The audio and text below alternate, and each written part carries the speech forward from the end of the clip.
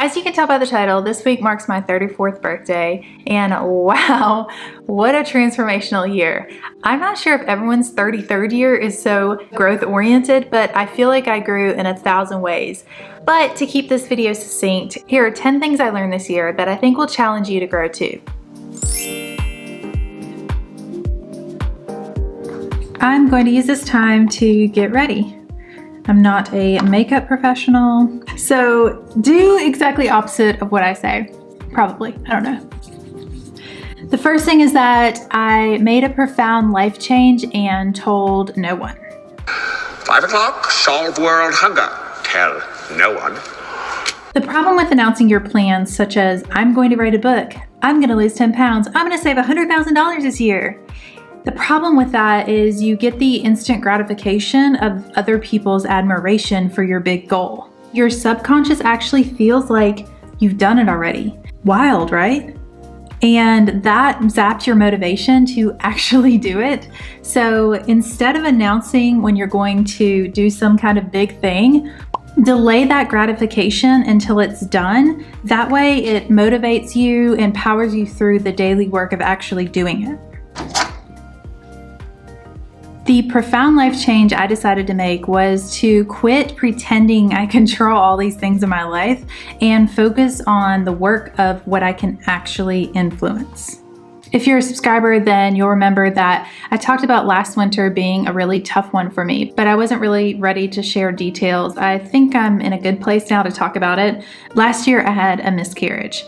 The miscarriage wrecked my idea that I could control my future. I no longer think that I strictly control my future like I did in my overly confident 20s. Instead, now I think I control less than I think I do, but I influence more than I think I do. Like, I can't control when I get pregnant again, but I can influence my health and other things required to get pregnant. I'm improving my health holistically, I'm minimizing stress, and I'm learning to be happy with God's timing, actually happy with it. So my biggest lesson in my 33rd year was to focus on the things that I can truly influence. I don't usually wear luxury makeup, but this Givenchy Prism Libre powder is so nice. Like, wow. Got myself that for my birthday.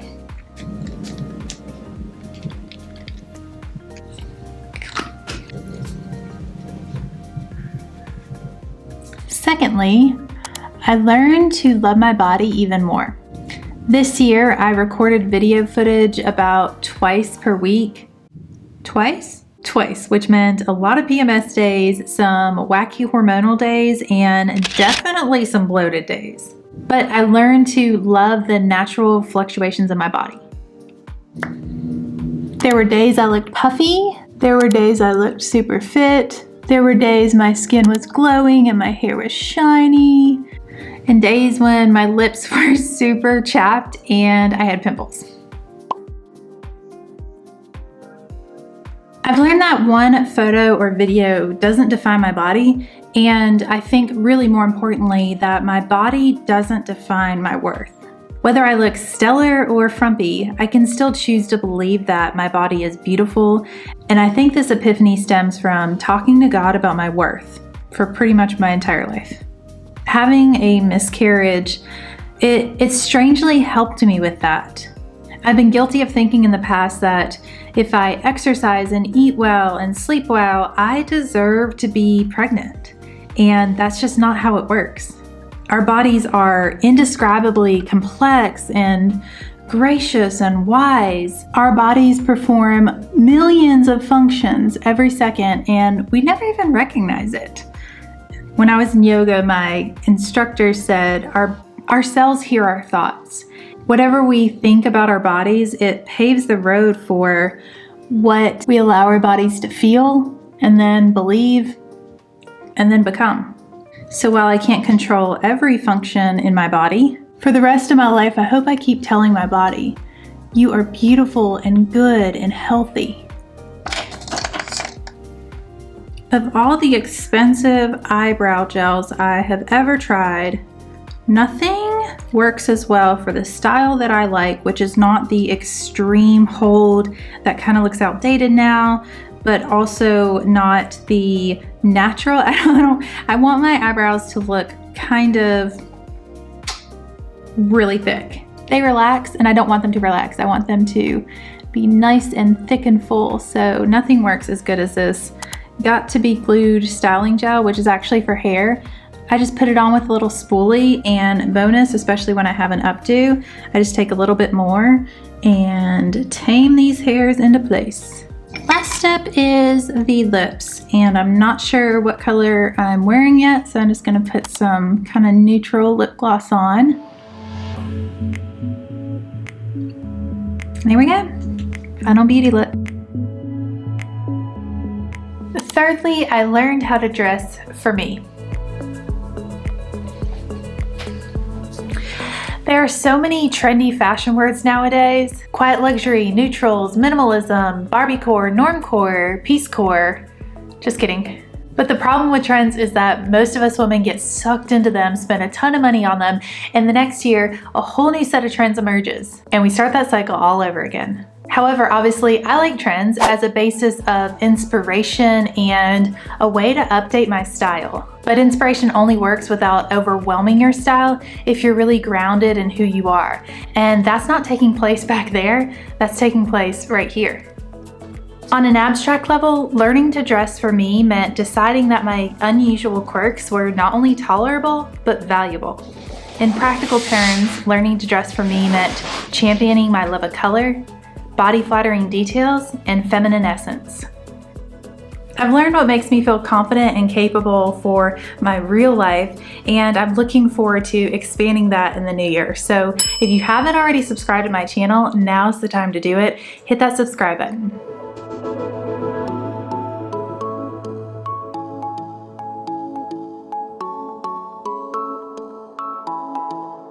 This was the year I learned to quit gaslighting myself. I mean, kinda. I think it's hard to break a lifelong habit. So most of you know that I moved back to Florida this year. What you don't know is how difficult a decision that was. I was in a great small community with family that I adore, love spending time with, and yet some part of me just always felt like I don't belong here. After I finally figured out that I was gaslighting myself, I dug deep for months and months to figure out, why am I unhappy here? And because I dug so deep, I think that moving to Florida this time was a much wiser decision, one that I've been very happy with, obviously. Gaslighting yourself sounds like, there's nothing technically wrong with my situation. Why can't you just be happy here? And there was nothing technically wrong with my situation. But I realized that although I could survive there, it wasn't a place I was going to thrive. At that point, I had settled down into a very comfortable life, but I was on autopilot. Like, I didn't actually need any ambition or intention to live the life that I was living. And I'm someone who has had transformational growth every couple of years my entire life. So cruising on autopilot was not my destiny for the next 70 years of my life. So as you know, I've moved to Florida. It's a place where I feel like I can be myself and also grow into my next self. And honestly, I'm so freaking happy here. If you're in a situation where you're not happy and you keep trying to tell yourself, just be happy, maybe there's a reason why you're not happy. Dig into those feelings and figure out what your emotions are trying to communicate to you. Oh my gosh! Oh my gosh! Oh my gosh!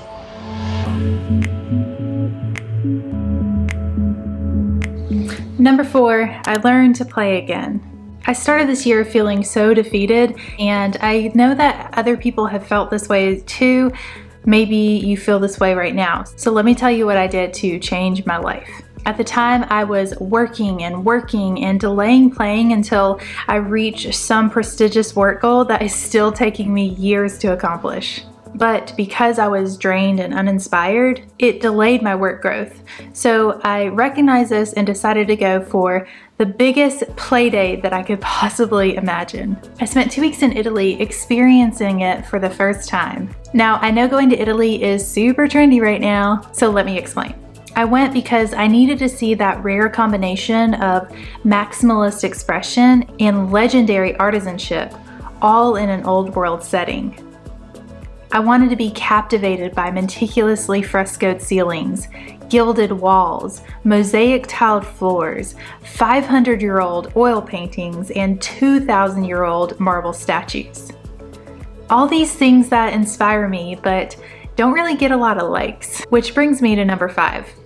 I learned what life is like without social media. A year ago, I deactivated my Facebook, and just a few months ago, I deleted it. It sounds really silly to me now, but at the time, it felt like an existential threat. Like, if I delete my Facebook, do I cease to exist in real life too? What if I miss out on something important to me from someone important to me? And what if I'm forgotten about? Imagine some of you are considering deleting Facebook or Instagram or TikTok, and these questions don't sound so silly to you right now, right? So I want you to consider what you're gaining versus what you're losing. I made a pro-con list. Yours will look different from mine, and there's not one right answer at all. Some people benefit more than others from social media. What I gained from Facebook was a sense of connectedness, but what I lost was true connection. By knowing too much about too many people, my focus was fragmented, and I was wasting time. We all know that time is one of the most precious resources that we have, but wasting a little bit here and there isn't really that big of a deal. But have you calculated how much time you're wasting each year on these apps? You can easily go into your phone settings and check. Seriously, go do it right now and come right back. If you're spending 2 hours per day on Facebook and Instagram, that's 700 hours per year. Over 10 years, that's 70,000 hours. Over the next 50 years, that's 365,000 hours of your life. Now, if you're gaining true connection with people, then that's a worthy investment. But we each have to decide what we're gaining and losing when it comes to social media. I deleted my Facebook account and I deleted the Instagram app from my phone. My mind was almost instantly cleared, and it freed up my mental space to process my own thoughts and experiences. And let me tell you, living more present in your own life is wonderful.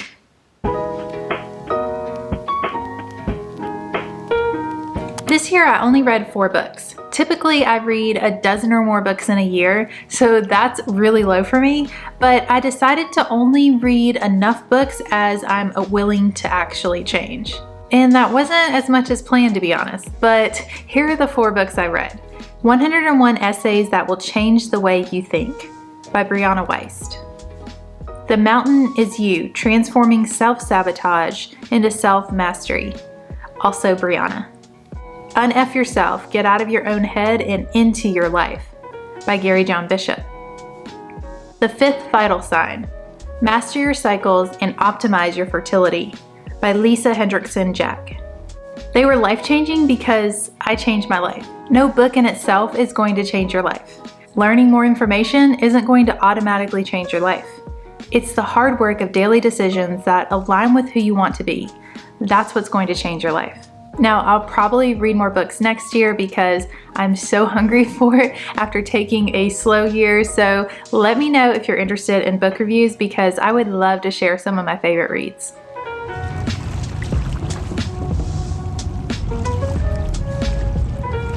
This year I watched a ton of TV, but without the guilt. Let me explain.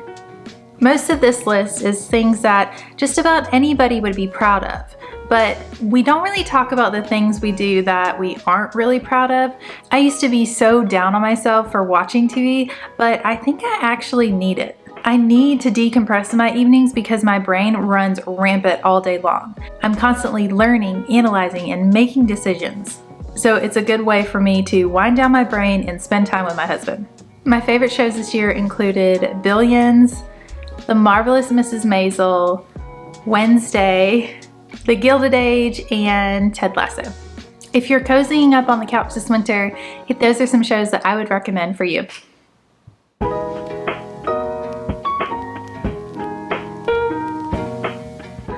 The This year, I also learned to work at my own pace. When I was feeling awesome, I worked more. When I wasn't feeling that great, I worked less. I've also just dipped a toe into cycle syncing, which is when you alter your day based on your hormone cycle. And oh my goodness, it is so brilliant and insightful. I cannot believe I've gone 34 years without knowing this. All I've done so far is alter my sleep schedule and my workouts based on how I'm feeling that day. But I'm planning to take it further with my work schedule, and I'll give you an update later on with how it goes. But I think even if you aren't cycle syncing, just learning your own rhythms is healing and freeing.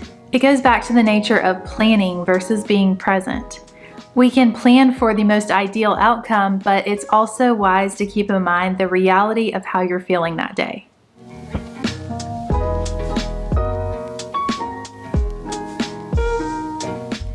The last lesson I wanted to share with you is that this year I learned to be a better wife. We celebrated our 7th anniversary this year, and to me, it was meaningful because if you're not familiar with the 7-year itch, it's the year that you're most likely to get divorced. We didn't just evade divorce this year, we grew in love and trust and respect for each other. Each of the last 7 years, our marriage has gotten stronger and more wonderful, and that's something I'm very proud of. This year, I learned to be a better wife by practically not telling my husband what to wear, giving him more personal space to honor his needs as an introverted person, being less stubborn and more trusting simply because he earned it.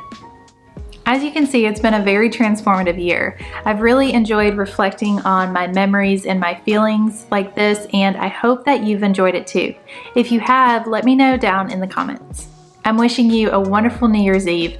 I have a new video next week that I'm super energized about, but until then, I hope you take care.